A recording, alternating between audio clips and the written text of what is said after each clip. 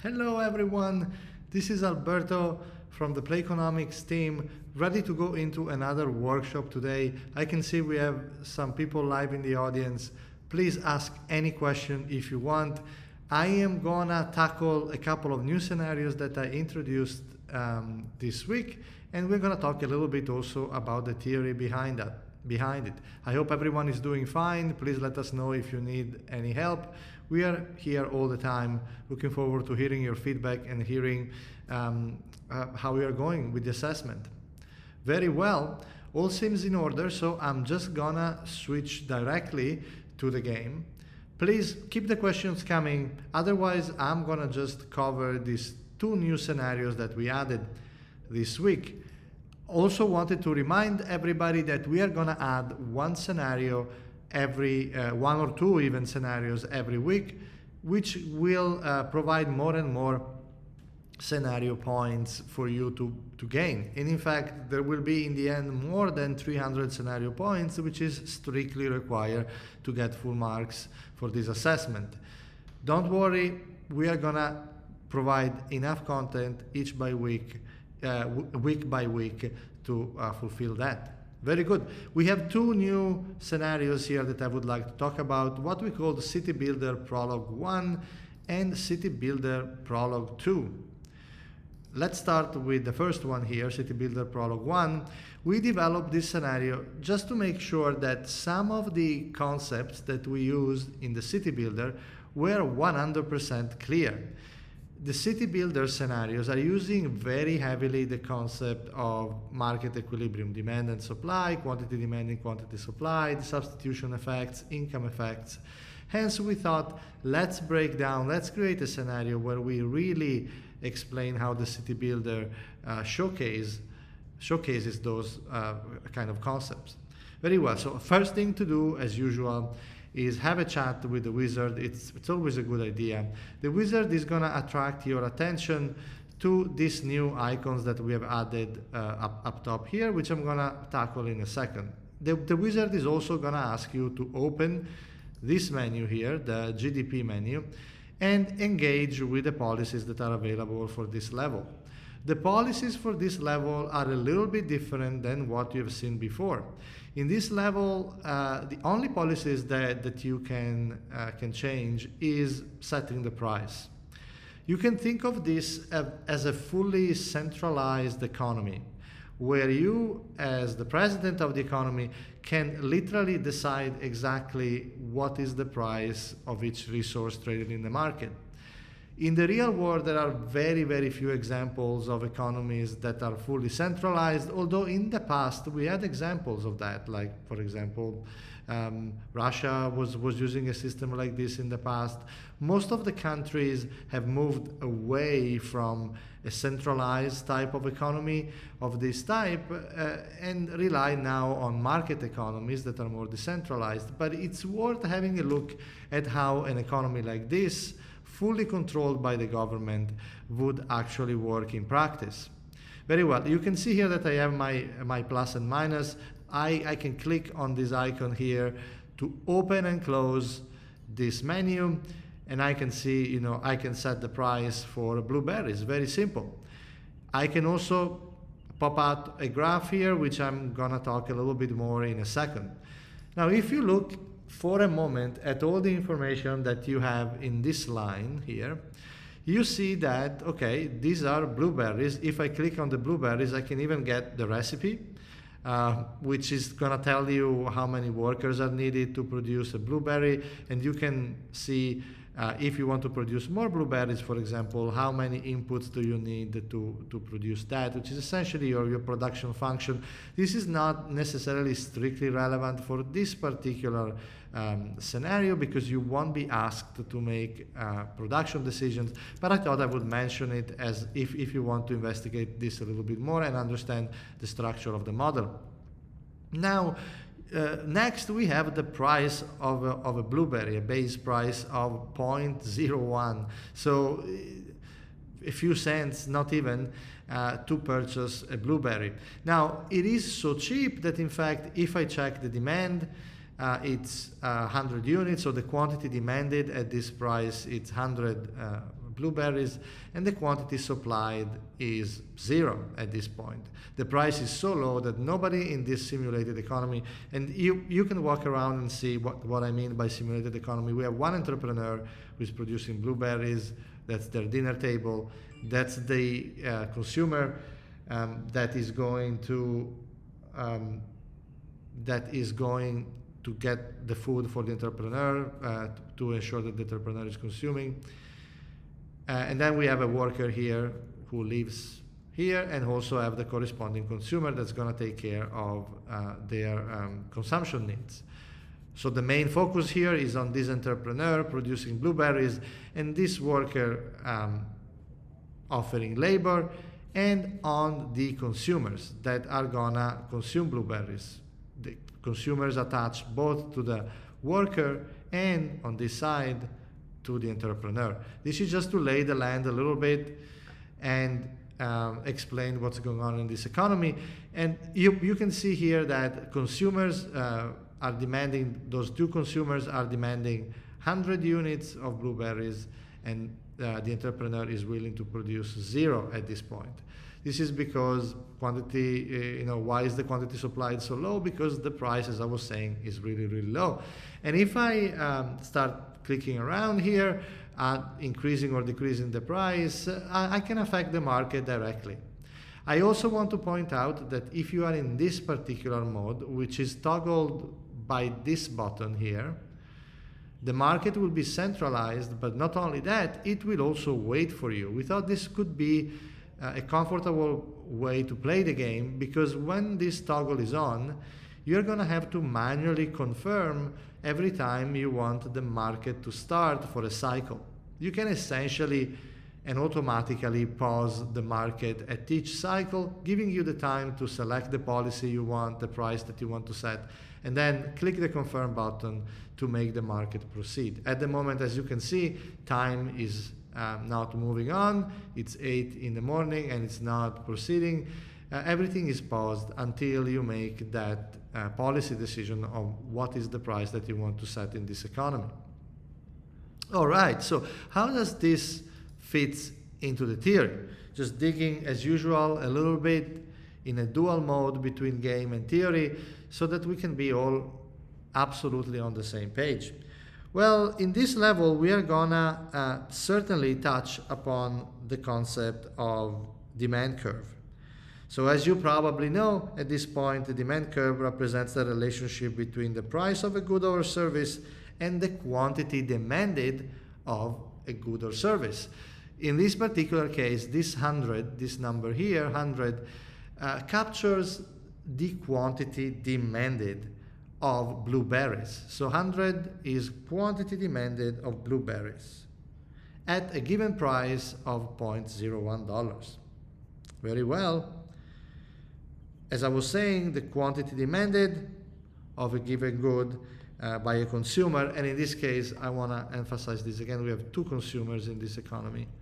This consumer here, which takes care of using the budget and the money earned by the workers, and this consumer here who takes care of spending the money earned by the entrepreneurs. So this is a full representation of the economy.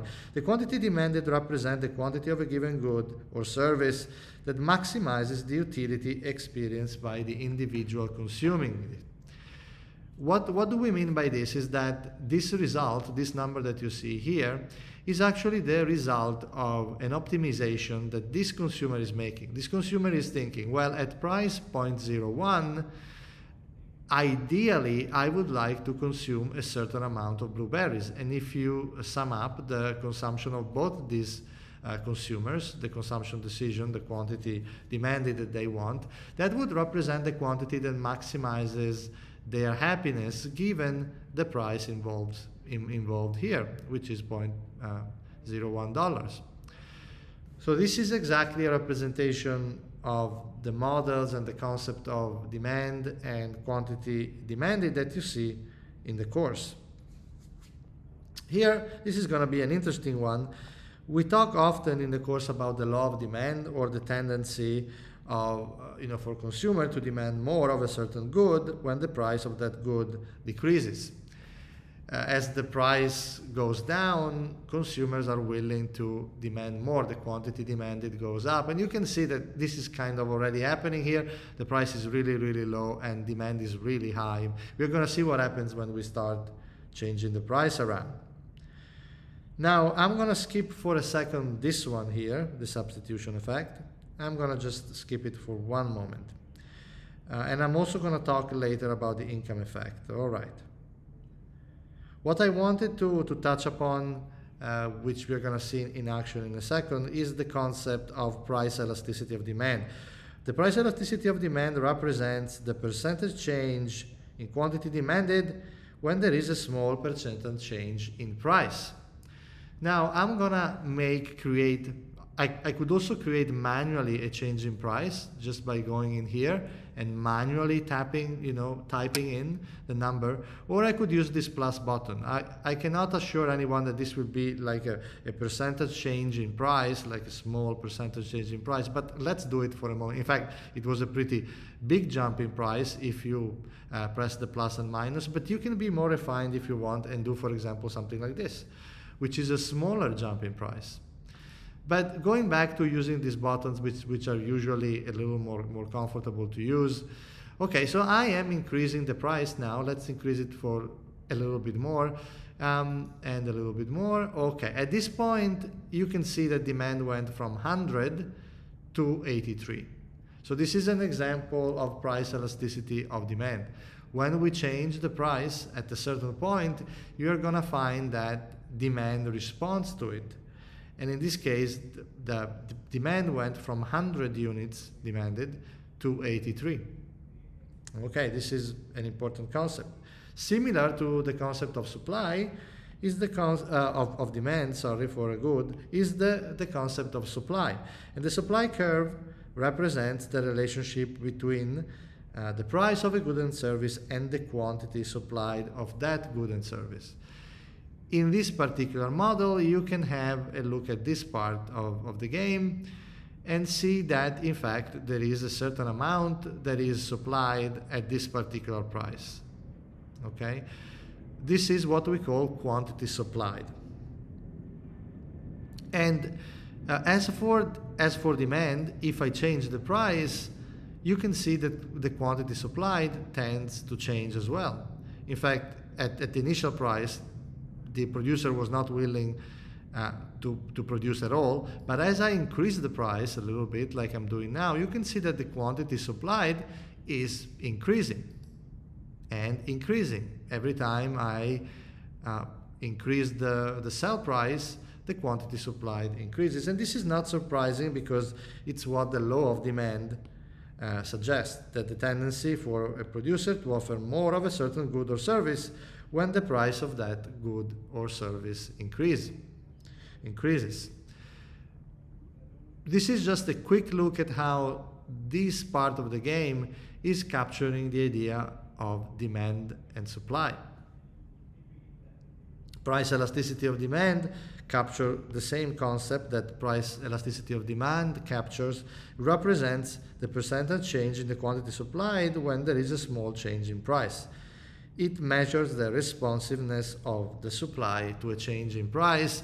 And you can see here that every time I adjust the price, there is a likelihood that I get more quantity supplied, describing exactly the concept of a response of suppliers following a change in price.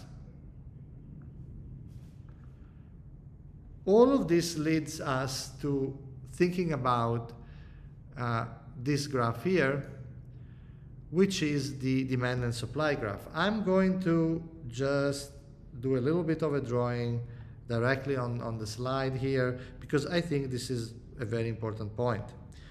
In this case, let's say this is the price of blueberries and this is the quantity of blueberries. So I am drawing your standard classic demand and supply graph. Then we have like exposed as in the, I'm going to try to kind of imitate a little bit the curves that I see in the game. So this is the demand and this is the supply that as we see it in the game. and this is the white line represents the price that we are currently considering. So there you have it. Now, what these two lines, curves are capturing is nothing but the quantity demanded and quantity supplied for a given price. For example, let me go back to price, say $1 down here. All right, at price $1, what is the quantity supplied at that price? It's 7 units. So let's say this is the quantity supplied, 7 units supplied. And what is the quantity demanded? What is the quantity that optimizes, that maximizes happiness, utils for consumers? Well, it's 75. So pretty large quantity demanded here. Say 75. There you have it. So this is an example of a quantity supplied and quantity demanded, a quantity that producers are willing to produce and consumers are willing to consume when the price of the good is $1. Very well. Clearly, this is a situation where there isn't a lot of balance in the market. This is what we call an excess demand. Excess demand. Excess demand is generated every time there is more quantity demanded than quantity supplied. Now, up front, when you first study economics, it may be like an interesting question to ask yourself if this is a situation that is good for the economy. After all, the objective of economics is to improve welfare in the economy, make people happier.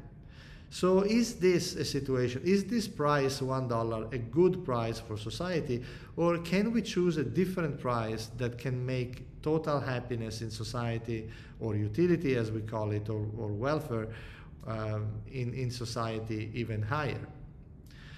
Well, in order to answer that question, we need to understand a little bit better how the economic surplus is generated through the market. And I might spend one more second doing a little graph, and hopefully we are gonna finish up with the theory basically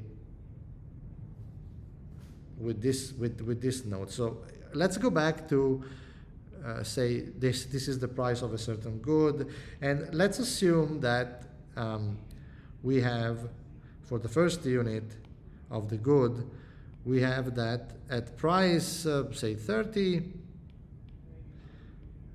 this is the quantity demanded at that price, and at price say 1, this 1 would be the quantity supplied. This graph is saying that at price 30,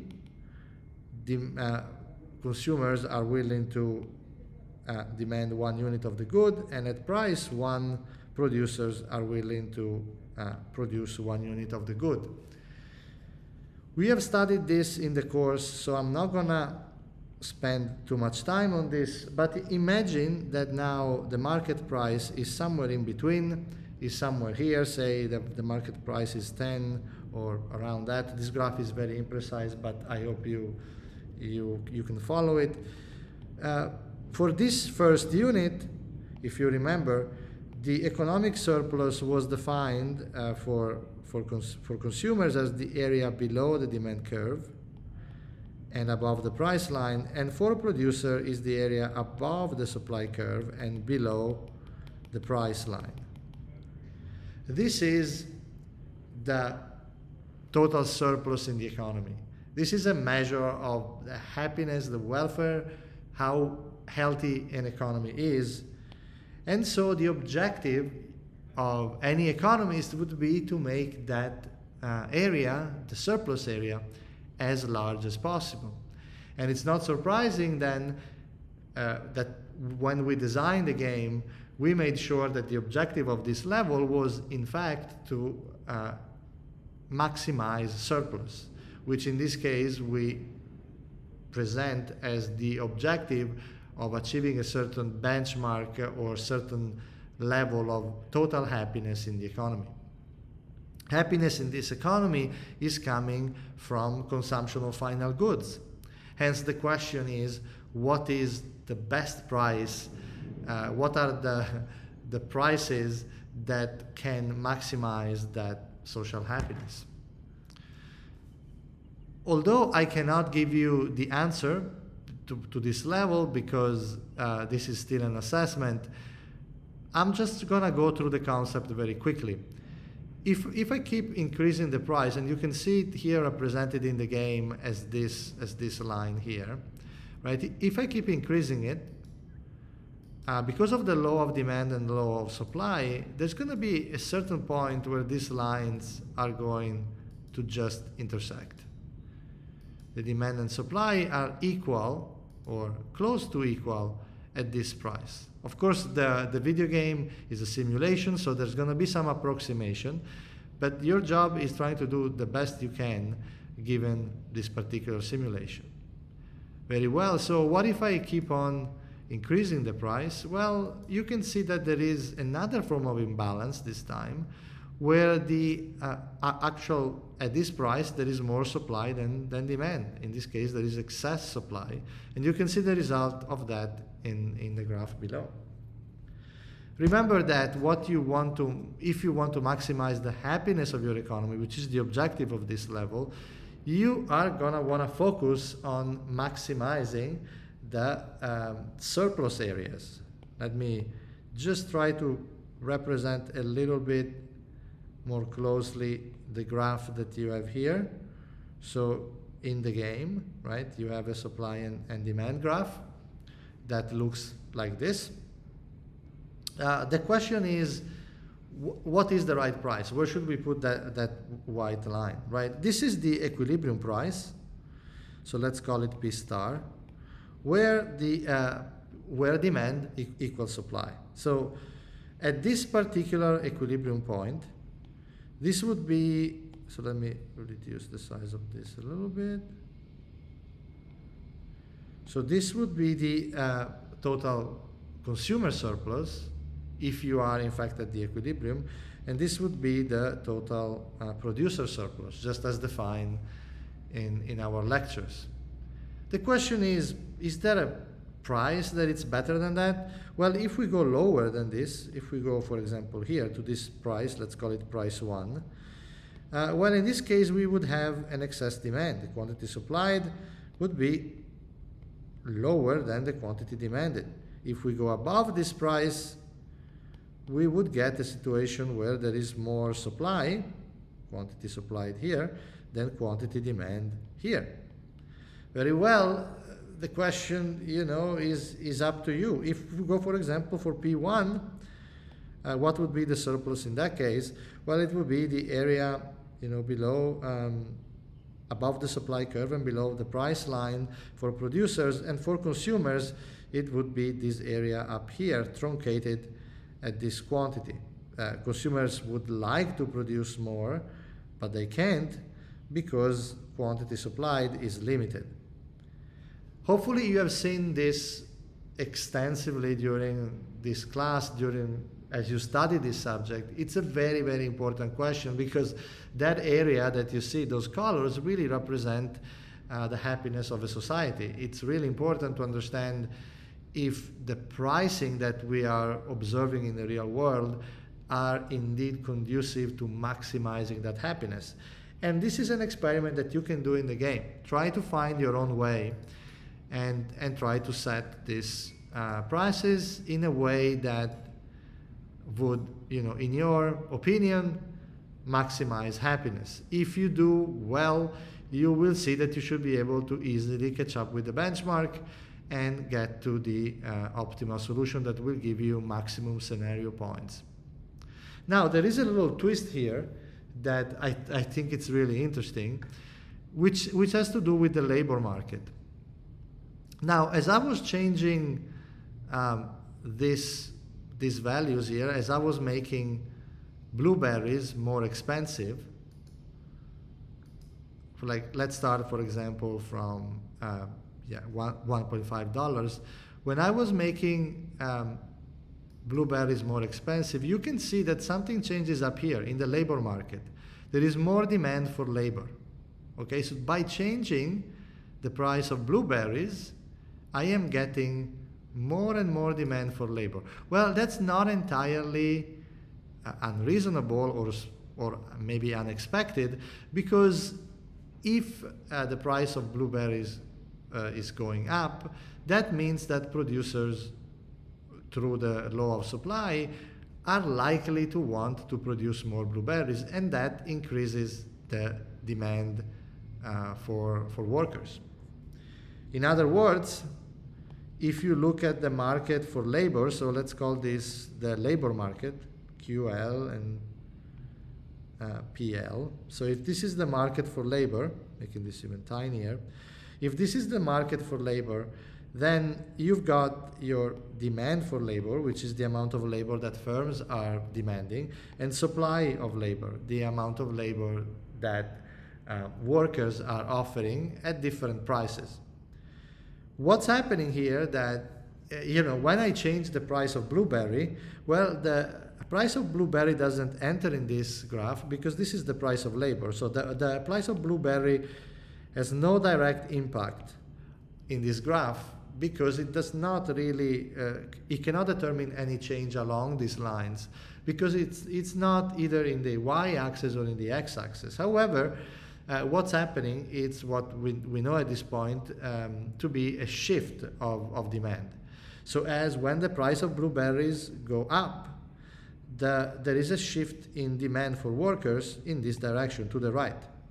There is now, for every price of labor, for every basically wage level, there is going to be more demand for workers. And that's what you see down there. Remember, the price of workers is also something that you can fix up by clicking on this button here and just adjusting it. Like in this case, for example, there is massive demand for workers following an increase in the price of blueberries, and there aren't many workers willing to offer labor at this point. But of course, similar to the other market, if you increase the wage, the price of workers, you can get closer to the new equilibrium. In this case, it looks like $1.25. It's a pretty good wage. You have demand and supply pretty much balanced. But remember, and this is maybe the interesting and fun component of this level, if I make any change in the price of blueberries, right, that will in turn affect the demand of labor. In this case, demand is shifting back to its original position. Hence, effectively, you're going to have to think about the equilibrium across multiple markets, knowing that when you try to adjust the price in one market, you may affect demand and supply in other markets, effectively making demand and potentially supply shift in those markets too. This is still a very, very simple rendering of our economic models, but now that you can see a full simulation of society, it should be a little clearer that there are a lot of interactions between different markets. And movement along the demand curves and along the supply curve are also sometimes followed by shifting of demand and supply curves in other markets, which is something really interesting and really important. What we see here is that when I'm increasing the price of blueberries, I am also increasing the demand for workers. Now, this is an interesting concept that we tackle and this is a little bit of an advanced one, so if you don't necessarily strictly need this part for your exam, feel free to tune out of this part of the video if you want. So we talk about substitution effect. Let me show you this slide in particular. So two goods are said to be substitutes when they increase in the price of one good. I'm gonna set this to a reasonable amount. So an increase in the price of one good is determining an increase in demand of the other good. So for substitutes, prices and quantity of two goods that are substitutes go in the same direction. If the price of blueberry goes up, we see a demand shift of workers. They move in the same direction. Price of blueberries goes up, quantity of workers goes up. This means that in this case, blueberries and workers are substitutes. How does this even work? Well, the interesting part is that this is happening through leisure, really. Here is what the model is saying. Workers are deciding whether to offer work or not based on a comparison between how much they could achieve by working and so earning money to purchase a blueberry, or instead the alternative in this case, which would be to just engage in leisure time. Hence, consumption and leisure are substitutes. You could decide to work a lot because you really like blueberries, or you may decide to work a little bit less and instead have more leisure time. So when the relative cost of blueberries goes up, that might affect the decision in terms of leisure. If blueberries are becoming relatively more expensive, leisure is becoming relatively cheaper. And hence, this may create a substitution effect in the labor market through a change in the price of blueberries. This is, as I said, a very advanced type of logic that you don't necessarily need for your course, but I just wanted to bring it up to really flesh out the concept of substitution and complements in the context of the game. Now, when I'm satisfied with some selection of prices, I can check my graph and make sure that everything looks good. You can check both graphs if you want. Then you can click confirm, and this will just trigger the market. The market is now triggered, and we are going to see a full market cycle. We can check the level of happiness we generate in our society against the benchmark. As we have seen in the previous city builders, let's see, when this ends, consumers are gonna go pick up the food very well. They're gonna go and eat. Let's have a look at their houses. You can see the food on the table. Okay, now we are done with the first market cycle, and the game paused again. I can change prices if I want. If things have changed, like maybe this was not such a good balance, I'm gonna do this. But now I might do this. Just play the way you think it's right, but just to give you an idea, the game is paused again. If I click again, I can get my worker to go and get the blueberries. Worker is gonna then get paid by the entrepreneurs for the production. It was 8 blueberries produced in this economy. Now they are for sale. The consumer of the entrepreneur buys some of it. The consumer of the worker purchase some of it, and that's the end of the cycle. And you can see that I'm doing pretty well in terms of the happiness that I'm generating per capita in this society relative to the benchmark that I need to meet. But as you know, this is an exponential benchmark, so it's going to get more and more difficult to achieve it. If you are bored and you think that this is taking too long, you can also enter this mode. In this mode, you can still change things manually, but you don't need to confirm anymore. If you change a price, this will just indicate to you that the price will change during the effect on demand and supply will be applied not immediately, but in the next cycle. See that in fact demand and supply doesn't change anymore, and it changes when we reach the next market cycle. So you can play it like this, which basically does not require you to constantly press the confirm button as I was doing before, right? In this case, for example, at the end of this cycle, I will have to, again, press confirm, which can become a little bit tedious. If you're happy with your prices and with equilibrium, you can just click here, and the market is gonna go automatically So it's going to be triggered automatically cycle after cycle.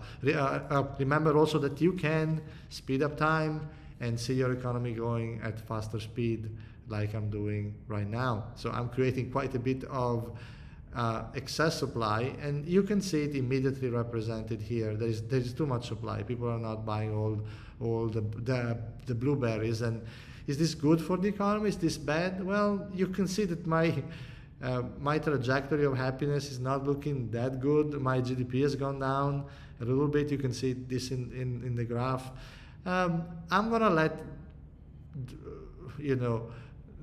the comment on this to you as you attempt to solve this exercise. There is also a third option here, which is the standard market option. So if I click here, prices are just gonna, so I have to unpause because I've paused it before. So prices are just gonna be automatically adjusted by the market in a decentralized fashion.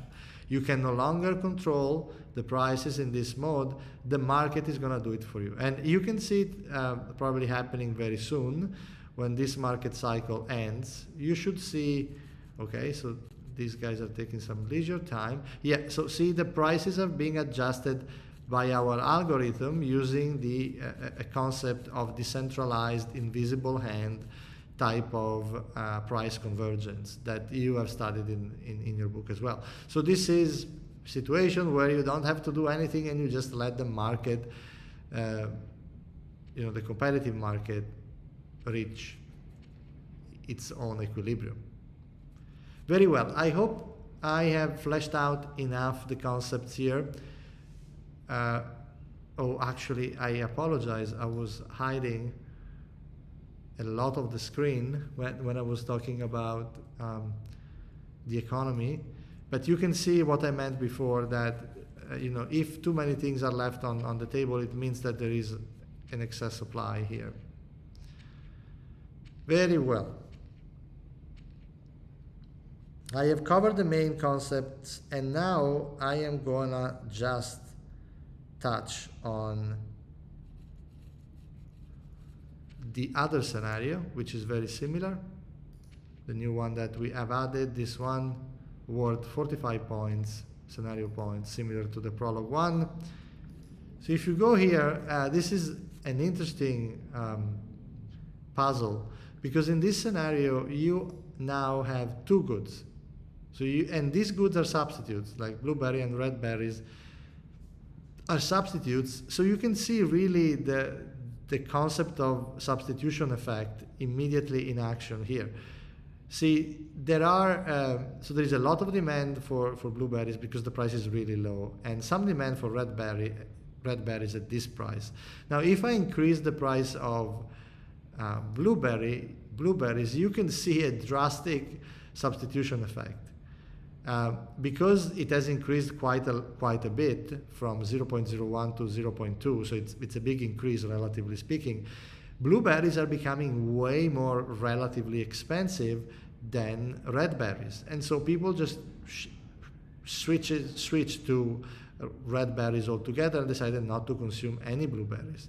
If I increase the price of red berries, well, we go back to having a bit of a balance. Again, red berries are now relatively more expensive, so we have an increase in demand for blueberries. This also tells you that what's really important in this substitution effect is the relative price, not the absolute price. How one price compare with the other. And of course, I could try different combinations, but the interesting part of this is that every time I change the price of red berry, you will have an immediate change in the demand for blueberries. And that's your classic substitution effect, when the change in price of one good affects the quantity demanded of the other good.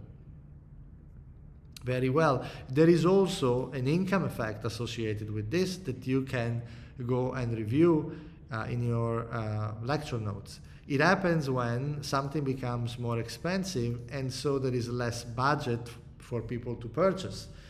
Hence, the optimal decision, the optimal consumption decision might change because the purchasing power of the agent has changed as I change the price of things. Like if I increase these prices quite substantially, I'm also changing the purchasing power of the consumers.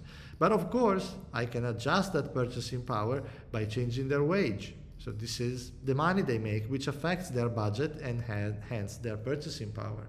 The important thing is always going to be the equilibrium between the relative prices of these of the resources in these markets: labor, blueberries, and red berries.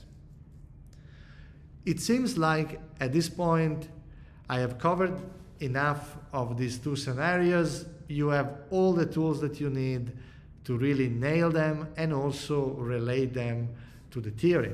I haven't received any question online, which is usually a good sign. It means that things are simple and people are understanding it. At this point, I will just wish you a great weekend. I know that you are attending this course online, so you may see this during the live event, but you may also end up seeing this as a recording. I promise to put timestamps to my videos so that when you watch it again as a recording, it's easier to navigate. Sometimes YouTube takes a little bit longer to process my videos, so apologies if that happens and if I cannot put the timestamps right away, but I'll try to do it as quickly as I possibly can. Next week, we're going to have another workshop. We are going to deploy new scenarios and keep on digging the relationship between the theory and the scenarios that you can see in the video game. Thanks so much for your time. It's always super appreciated. I'll see you very, very soon. Take care and stay safe. Bye-bye.